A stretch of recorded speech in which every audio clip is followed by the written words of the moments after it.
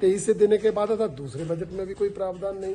जी, ये भी देखा जाए जिस तरीके से मुख्यमंत्री सुखविंदर सिंह सुक्खू का कहना है कि हमने 3 गारंटियां पूरी की, जिसमें 1500 अभी आपने हाल ही में कहा कि स्पीति की बात की तो स्पीति में लगभग 3000 महिलाएं हैं। इसके अतिरिक्त यदि देखा जाए स्टार्टअप इंडिया के तहत जो 680 करोड़ कहा गया है उसका भी जिक्र नहीं है। इसके ऊपर क्या कहना चाहिए? देखिए, ये हर दृष्टि से गुमराह कर रहे हैं। स्टार्टअप का मतलब होता है कोई आदमी ऐसा यूनिट लगाएगा, ऐसी इंडस्ट्री लगाएगा जिसमें 20-50 युवाओं को रोजगार देगा, वो है स्टार्टअप। अब इन्होंने क्या किया है, पहले तो वो ई टैक्सी चलाकर कह दिया हमने गारंटी पूरी कर दी।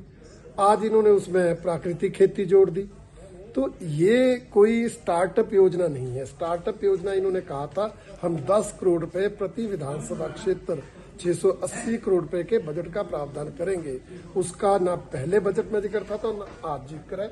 इसलिए युवाओं को भी ये महिलाओं की तरह ही गुमराह कर रहे हैं। जी, और देखा जाएगा जैसे आज बजट प्रस्तुत हुआ, 5 दिन तक इसमें चर्चा होगी। कौन कौन सी जो कमियां हैं वो मुख्य रूप से इसमें देखी गई?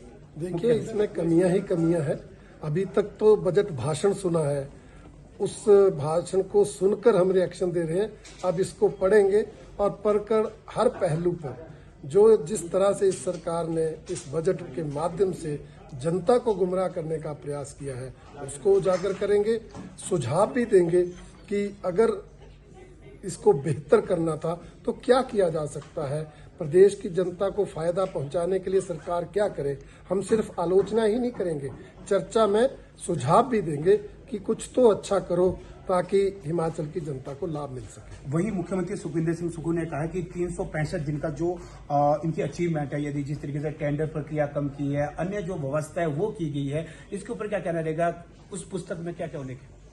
नहीं, टेंडर प्रक्रिया कम, जब विकास के लिए पैसा ही नहीं है, बजट ही नहीं है, तो फिर टेंडर कहाँ से लगेंगे। इसलिए बजट बुक में तो आप देखेंगे कि केंद्र सरकार की भी योजनाएं हैं।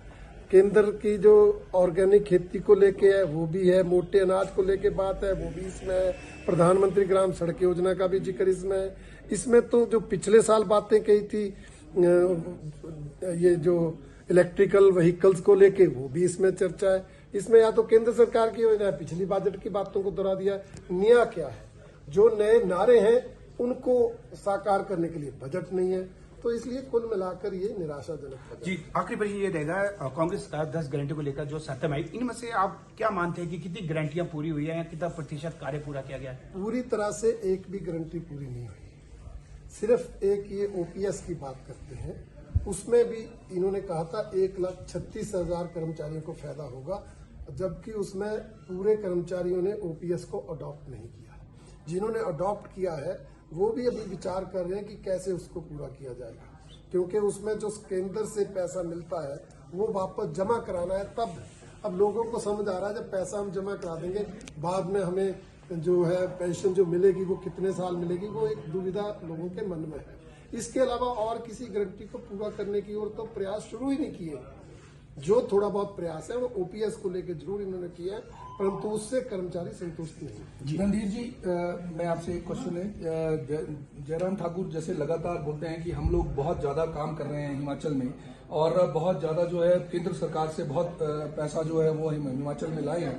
क्या लगता है कि धरातल पर अगर हम बात करें, क्योंकि सुखविंदर सुक्खू लगातार ये बोलते रहे हैं कि हमें पैसा सिर्फ कागजों में ही दिख रहा है, धरातल पर हमें पैसा नहीं मिला। आप क्या कहेंगे कि क्या सच में पैसा जो है वो केंद्र सरकार से हिमाचल में आया तो कितना धनराशि जो है वो हिमाचल सरकार को इस आपदा के दौरान अभी तक मिला? देखिए, मैंने इसी संबंध में इसी सत्र में एक प्रश्न लगाया था कि केंद्र सरकार ने इस आपदा के दौरान आपको कितनी कितनी धनराशि दी और प्रदेश की जनता ने आपको कितना सहयोग दिया जो आपने आपदा राहत कोष बनाया। इन्होंने जवाब दिया है एसडीआरएफ और एनडीआरएफ के माध्यम से हमें 1148 करोड़ रुपए आए। उसके अलावा 637 करोड़ रुपए जो अमित शाह जी ने अभी पिछले महीने जारी किए थे, ट्वीट करके बताया था, उनको जोड़ा जाए तो 1785 करोड़ बनते हैं जी। 250 करोड़ इनको जनता ने सहयोग दिया। कुल मिलाकर ये 2000 करोड़ के लगभग बनता है जी। एक और प्रश्न विधानसभा में था कि आपने खर्च कितना किया जी, तो इन्होंने जो सभी विभागों को, सभी जिलों को पैसा दिया वो 1254 करोड़ दिया और जो प्रभावित लोगों को बांटा वो 454 करोड़ बांटा, ये 1700 करोड़ के लगभग बनता है। 250-300 करोड़ तो वही बचा हुआ है। मैं तो उल्टा उनसे पूछता हूँ, आप बताओ प्रदेश सरकार ने क्या किया? कोई 1 रुपए प्रदेश सरकार ने अपने बजट से आपदा के लिए खर्चा क्या? अभी तो जो केंद्र और जनता ने दिया वही नहीं खर्च हो रहा है। चलिए इस बात पे अगर हम आज के बजट की बात करें, आपको क्या लगता है कि कितना ज्यादा जमीनी स्तर का ये बजट है? क्योंकि कांग्रेस तो ये कह रही है कि अगले आने वाले 4 सालों तक का ये बजट है, जिसको हम धीरे धीरे स्टेप वाइज जो है इसको पूरा करेंगे। क्या लगता है आपको कि ये इतना लुभावना है कि आम हिमाचल की जनता को अगले 4 साल तक आने वाला ये बजट होगा? मैंने कहा इस बजट में नारे हैं, सपने हैं।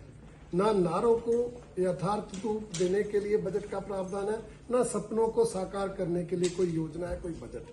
तो ये तो दिखावा है, आपने पढ़ दिया है, परंतु साकार रूप कैसे लेगा उसके लिए बजट का प्रावधान कहाँ है, ये मुख्यमंत्री महोदय बताएं। सुखविंदर सुक्खू बोल रहे हैं कि हमने लगातार जो है प्रावधान कर रहे हैं, जैसे हम नए रोजगार खोल रहे हैं और